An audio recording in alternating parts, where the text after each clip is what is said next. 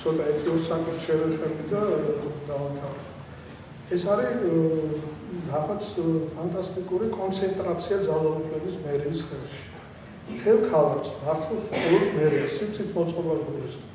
თუ გინდა ადამიანს გაჭრას ფანჯარა 40 სანტიმეტრი, 30 სანტიმეტრი, უნდა მივიდეს თბილისის მერიაში და იქ მიიღოს ნებართვა ამას. ნებისმიერი გადაკეთება, მიშენება, დაშენება, პატარა რეკონსტრუქცია, ხანდახან შიდა გადაგეგმარებაც, ყველაფერი უნდა შეთანხმდეს მერიაში. რატო გაუგებარი?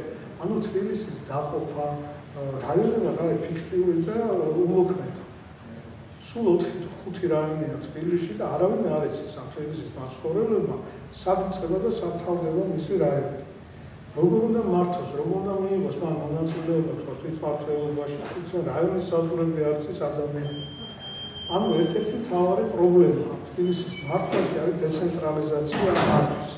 რატო არ შეიძლება იყოს თბილისში 10-12 რაიონი, რომელიც ბუნებრივად, ლანდშაფტურად და სტრუქტურულად გამოიყოფა, თვითონ რაიონს ჰქონდეს თავისი თვითმმართველობა და თავისი ბიუჯეტი, როგორც ხდება ყველა ნორმალურ ქალაქში.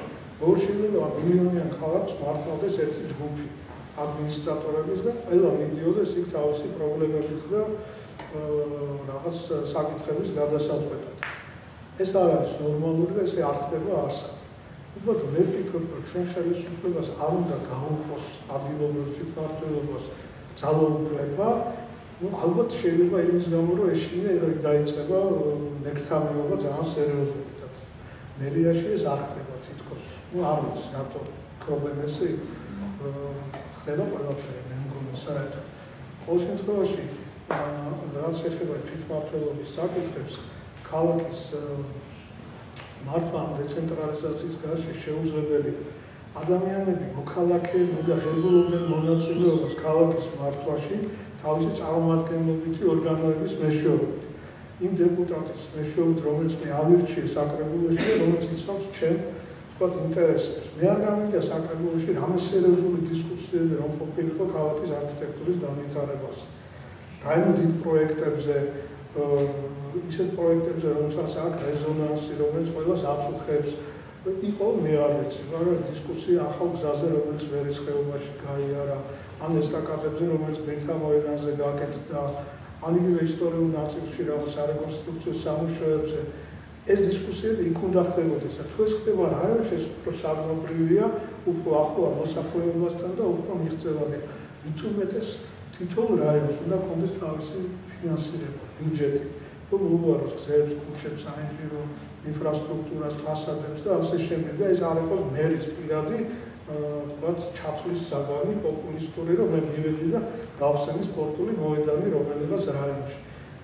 თუ ყველაფერი მერზეა დამოკიდებული, კანალიზაცია, წყალსადენის, ფასადის, გამწვანება, არავითარ შემთხვევაში ეს არის ხალხის საქმე, ხალხმა უნდა აკონტროლოს ის ტერიტორია, რომელზეც ცხოვრობს და იმაზე იზრუნოს, აი მაშინ გაჩნდება რეალური პატრონობა, რეალური მოვლა, რეალური კეთილმოწყობა, ისეთი რეალური საქალაქო პატრიოტიზმი, რომელიც უნდა იყოს. დღეს ჩვენ ცხოვრობთ ანონიმურ სივრცეებში, რომლის პატრონი არის მერია და ჩვენ ვერავითარ გავლენას ვერ ახდენთ, ვახდენთ იმ პროცესებზე, რომელიც ხდება ამ სივრცის მოწყობის საკითხებში ქალაქებში.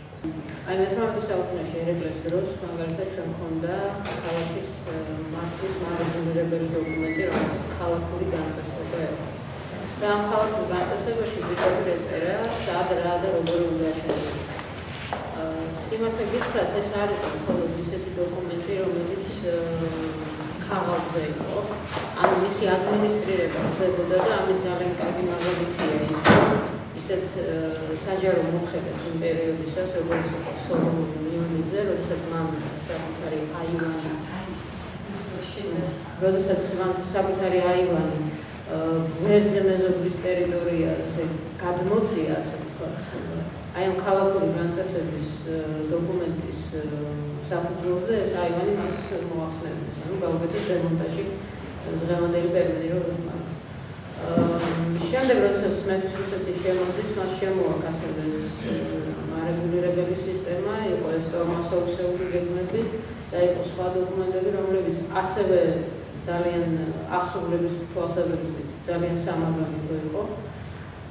და აი დღევანდელ სიტუაციას რაც შეეხება სამწუხაროდ მე სხვა და იმედოვნებად დამეთანხმება ბევრი ის ხარვეზები, რომლებიც არსებობს ისტორიული ქალაქის თვალსაზრისით, ერთ-ერთი ყველაზე ასე ვთქვათ მძიმე ლაქა, რომელიც არის აი ხარვეზებისთვის, ეს არის საკანონმდებლო ხარვეზი.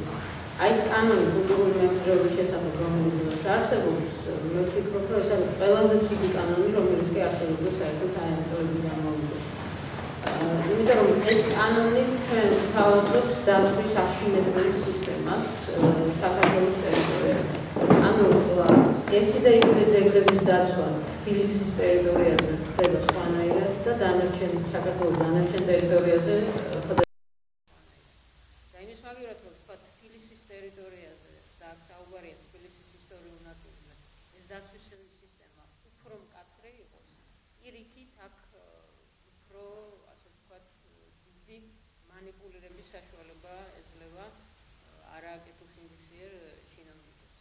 აი მე შემიძლია რამდენიმე მაგალითი მოგიყვანოს, მაგალითად აი ამ კანონში რაც წერია და თქვენ თავად განსაჯეთ, რამდენად ადეკვატურია ეს დაცვის სისტემა თბილისისათვის. არსებობს უძრავი ძეგლის დაცვის ზონები, არსებობს ფიზიკური დაცვის ზონა და არსებობს ვიზუალური დაცვის ზონა. და ამას თავისი პარამეტრები განსაზღვრავს, რაც კანონში წერია. თბილისში ვიზუალური დაცვის ზონა ძეგლის არ არსებობს და ფიზიკურ დაცვის ზონასთან დაკავშირებით წერია, რომ ის შეიძლება იყოს ნულოვანი. მაგრამ კონკრეტულად აი ეს ნულოვანი რა შემთხვევაში შეიძლება იყოს, რომელ ძეგლთან მიმართებაში, როდის შეიძლება ის გამოვიყენოს, ამაზე კანონში არაფერი არ არის ნათქვამი. ისევე როგორც არსებობს ასეთი ტერმინი, მიუხედავად იმისა, რომ ჩვენ უძრავ ძეგლებზე ვსაუბრობთ, ანუ შენობა ნაგებობებზე, რომელიც მისი ფუნქციის მიუხედავად, რომელიც ნიადაგზეა დამყარებული, ასეთი შენობების დაშლა და გადატანა მეორე ადგილას შესაძლებელია და ამას გრენადის კონვენციაც ადასტურებს. მაგრამ ჩვენ კანონში კულტურული მემკვიდრეობის შესახებ ჩამოთვლილია რა ის შემთხვევები, როდის შეიძლება ამის გაკეთება. აი მარტივ მაგალითი რომ ვთქვათ, შესაძლებელია ვთქვათ, გრუნტი იყოს არამყარი და ის არქიტექტურული ნაგებობა, რომელიც ამ ტერიტორიაზე დგას, იმდენად ფასეული იყოს საზოგადოებისთვის, რომ ის ვთქვათ ერთი ადგილიდან დაშლა აღდგენის მეთოდით გადაიტანონ მეორე უფრო უსაფრთხო ადგილას. აი ამ ჩამონათვალში ჩვენ გვიწერია კანონში, რომ შესაძლებელია ძეგლის გადაადგილება, დანაწევრება, დაშლა და ასე შემდეგ, თუ არსებობს საზოგადოების მომეტებული საჯარო ინტერესი. ვერავინ ვერ გაიგებს ამ წინადადებას და ვერავინ ვერ ახსნის, რითი უნდა გავზომოთ ეს ინტერესი მომეტებულია თუ არა. ან ვინ უნდა გაზომოს ეს? ან რა ფორმით უნდა გამოვხატოთ ჩვენ ეს ინტერესი, რომ თქვათ ხელისუფლებას დავანახოთ, რომ რაღაც შენობის ერთი ადგილიდან მეორე ადგილ